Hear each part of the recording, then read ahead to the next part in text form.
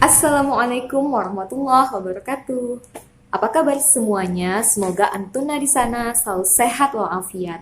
Amin amin ya rabbal alamin. Pertanyaan pertama, siapakah aku? Yang kedua, untuk apa aku lahir dan diciptakan? Yang ketiga, menjadi apakah aku nanti? Semua akan kita bahas dalam materi BK hari ini dengan judul Pemahaman Diri.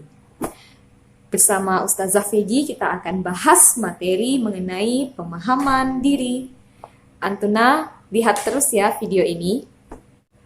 Sebelum kita mulai membahas pertanyaan-pertanyaan di awal tadi, kita harus pahami dulu apa itu pemahaman diri. Jadi, di minggu ini, di kelas 10, kita akan belajar tentang pemahaman diri dengan 3 pertanyaan tadi. Arti pemahaman diri itu adalah merupakan suatu bentuk upaya pencitraan diri seseorang tentang bagaimana individu tersebut memahami akan kekurangan dan kelebihannya. Pencitraan diri di sini jangan dimaksud kita membuat sesuatu yang mengada-ada, bukan. Jadi pencitraan diri di sini artinya penggambaran diri sendiri. Bagaimana kita menggambarkan diri kita sendiri dengan kelebihan dan juga kelemahan kita. Maka, individu tersebut akan membentuk rasa percaya diri yang timbul dari pemahaman dirinya. Ada ciri-ciri seseorang memiliki pemahaman diri yang baik. Nah, yang pertama, dia mengenal kelemahan dan keterbatasan dirinya. Orang dengan pemahaman diri yang baik, itu dia tahu apa saja kelemahan atau keterbatasan yang dia punya. Gunanya untuk antisipasi kalau-kalau dia tidak sanggup melakukan sesuatu, baik itu pekerjaan maupun urusan nantinya. Ini lebih menguntungkan dirinya, karena dia lebih tahu tentang dirinya serta kelemahannya. Yang kedua, ciri-cirinya yaitu tumbuh dengan kesadaran yang mantap, ya, tumbuh dengan kesadaran yang mantap tentang identitas dirinya sendiri. Dia sadar betul dia berasal dari keluarga yang seperti apa, lingkungannya bagaimana, harapan orang tuanya ingin dia seperti apa, dan harapan serta cita-citanya sendiri juga ingin seperti apa. Jika dia memiliki kesadaran akan hal itu, dan dia bertumbuh dengan mantap dengan kesadaran itu, maka dia akan memiliki pemahaman diri yang baik. Lalu yang ketiga, ciri-cirinya, cenderung mempunyai teman-teman yang tepat. Nah, untuk poin ini, seseorang itu hanya akan berteman dengan orang atau komunitas yang sehati dengannya, atau yang sevisi dan semisi. Misalkan, anak baru nih, kita pasti masih meraba-raba lingkungan, bagaimana suasana di sekitar kita, dan kita masih beradaptasi. Kita akan otomatis akrab dengan seseorang yang sevisi dan semisi dengan kita. Ya, makanya ada orang yang bilang seperti ini, kalau berteman dengan A, maka sedikit banyaknya A ini itu mewakili sifat kita. Artinya, dalam diri teman kita, itu ada beberapa sifat yang kita miliki. Jadi, orang dengan pemahaman diri yang benar, itu cenderung mempunyai teman-teman yang tepat sesuai dengan pilihan hatinya. Lalu yang keempat, ciri-cirinya yaitu terbuka untuk menerima umpan balik dari orang lain, dan tidak selalu melonjak untuk membela diri begitu dikritik oleh seseorang. Jadi begini, orang dengan pemahaman diri yang baik biasanya terbuka menerima umpan balik atau masukan. Bisa masukan, bisa kritikan dari orang lain. Dan dia tidak serta-merta membela dirinya, apalagi dirinya itu salah. Dia mau menerima masukan dan juga saran dari orang lain. Lalu yang kelima, mau dan bersedia mendapat bantuan dan pelajaran karena mereka bukan orang yang serba tahu. Nah, hampir sama dengan poin yang keempat tadi, Poin kelima ini, dia mau serta bersedia menerima bantuan dari orang lain.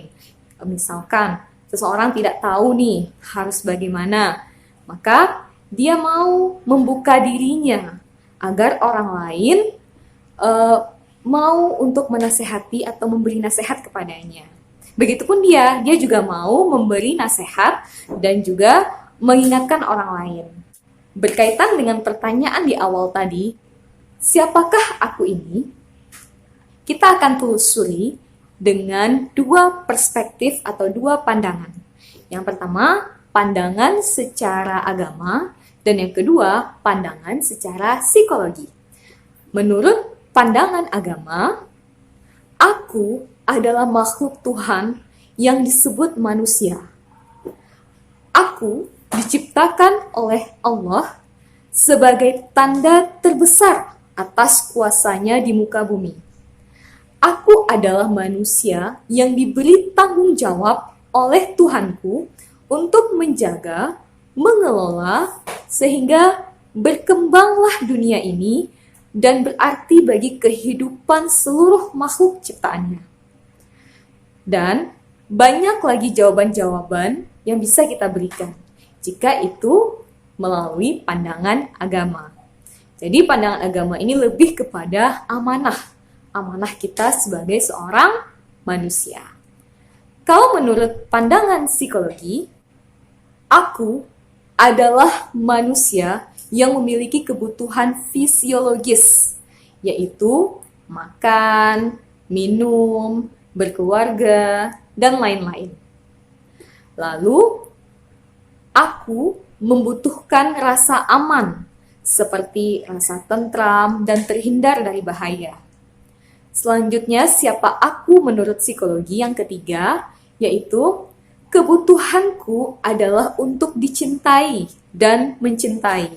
Seperti bergabung bersama orang lain, menjadi anggota atau diterima dalam suatu kelompok, menjalin relasi secara pribadi yang nyaman antar manusia.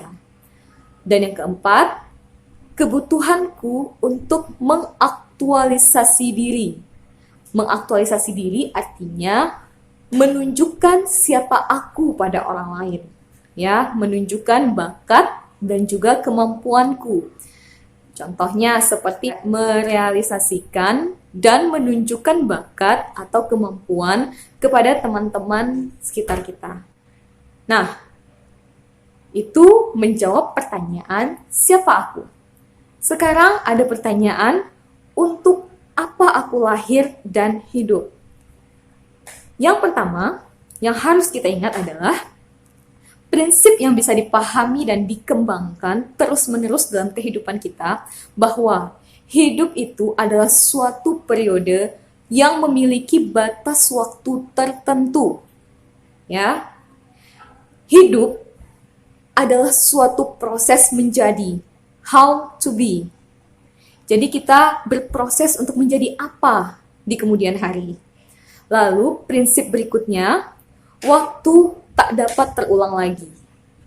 Rentang waktu seharusnya tidak diisi dengan cara yang seadanya. Jadi, waktu yang ada itu tidak seharusnya diisi dengan cara yang biasa. Hari ini adalah hari pertama dari sisa hidup kita. Dan tak selamanya manusia itu bisa bergantung pada orang lain atau pada orang tuanya. Karena bagaimanapun manusia harus berpijak pada kakinya sendiri. Dan pertanyaan ketiga, menjadi apakah aku nanti? Nah, untuk menjawab pertanyaan ini, bagian ini berkaitan dengan cita-cita, harapan masa depan. Hendaknya Antuna memiliki cita-cita yang realistis agar tercapai di kemudian hari. Jadi cita-citanya itu jangan terlalu muluk seperti itu. Cita-cita yang realistis ini bagaimana, Zah?